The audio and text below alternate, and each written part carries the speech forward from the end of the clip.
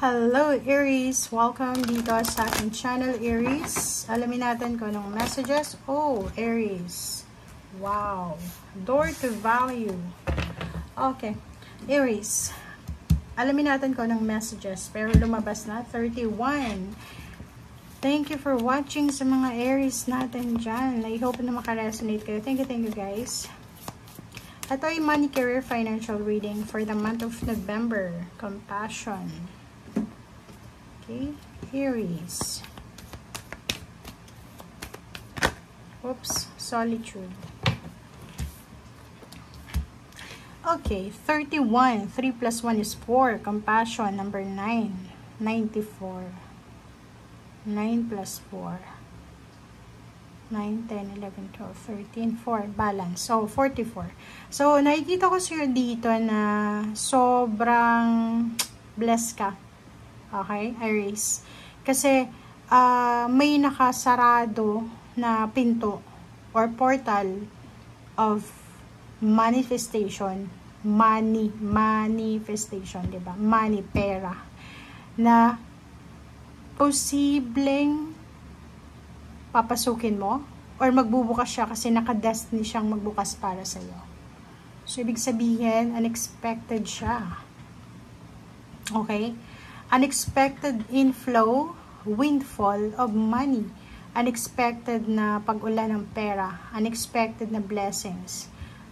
Sinasabi dito na kailangan mong pag-isipang mabuti ito, Aries. So, kung anumang mga offer na to, mag-iingat ka. Okay? Kasi, napakalaki na ito eh. Okay?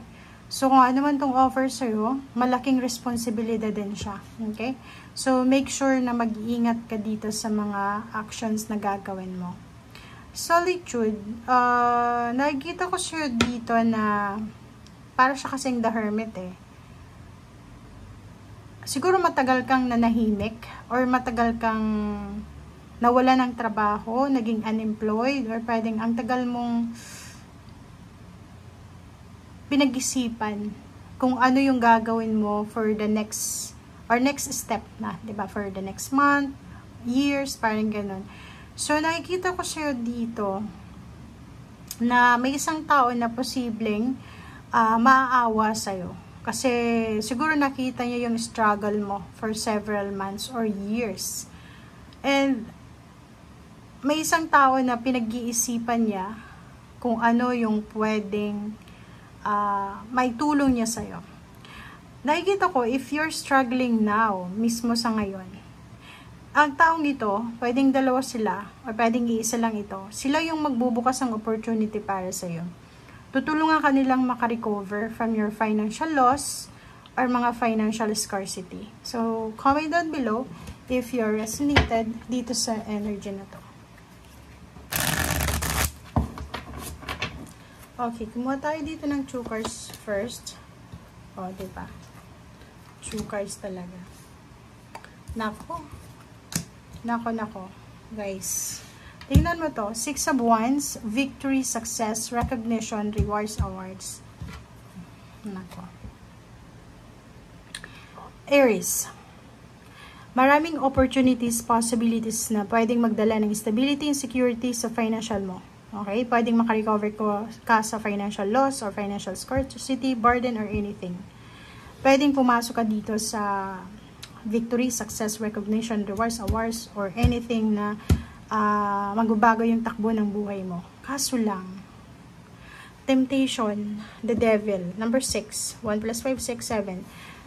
Isang tao or isang organisasyon, community, isang group ng individual na pwedeng maging rason para masira itong blessings na itong darating sa'yo. Mag-iingat ka. It's either air signs, Gemini, Libra, Aquarius, or pwedeng earth signs, Virgo, Capricorn, or Taurus. Itong mga temptation na to. Pwedeng ano siya, comment down below, illegal. Pwedeng ganun. Pwedeng yung ino-offer sa'yo na business or pwedeng collaboration is hindi siya legal. So, mag-iingat ka. Kasi dito sa baraha mo na to, sinasabi na may temptation ka na kailangan na ayusin. meron kang attachment na kailangan mong ayusin. Nakakaloka. Kasi, kailangan mong pag-isipan ito.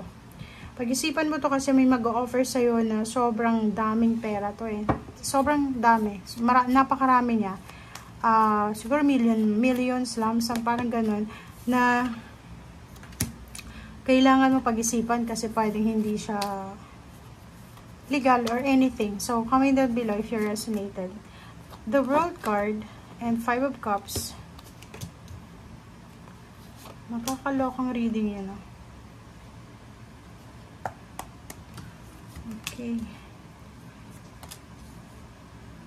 Okay.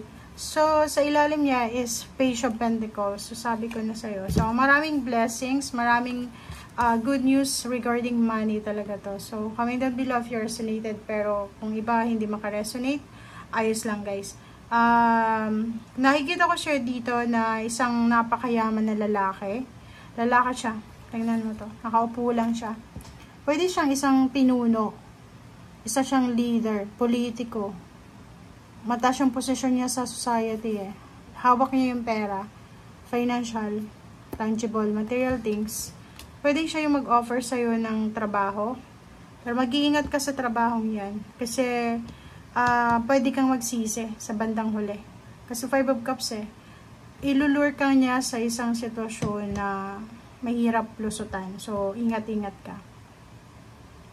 Okay? So, yung iba naman sa inyo dito, may 10 of Swords and 21 World. Kung halimbawa, may mga pinagdadaanan kayo ngayon na financial struggles or few months ago, 10 months ago, or 10 years ago, 11 years, nakikita ko sa inyo dito na makaka-recover kayo sa kung ano man yan na pinagdaanan nyo na worst scenarios o sa pera. Kasi may Wheel of Fortune tayo dito. So, sinasabi sa'yo ng universe, since may door to value dito na bibigyan ka ng pagkakataon ng universe na makapagsimula ng bagong buhay. Nandito yung Wheel of Fortune, nandito yung courage, nandito yung determination. Sinasabi sa'yo dito na the World card, may magsisimula sa buhay mo na blessing to from the universe. Parang yung universe, ang divine, ang Panginoon ay sobrang magiging generous sa'yo para ibigay yung blessings na to para mabago. Yung blessings na to guys is naka-destiny siya na ibibigay sa'yo para mabago yung takbo ng buhay mo.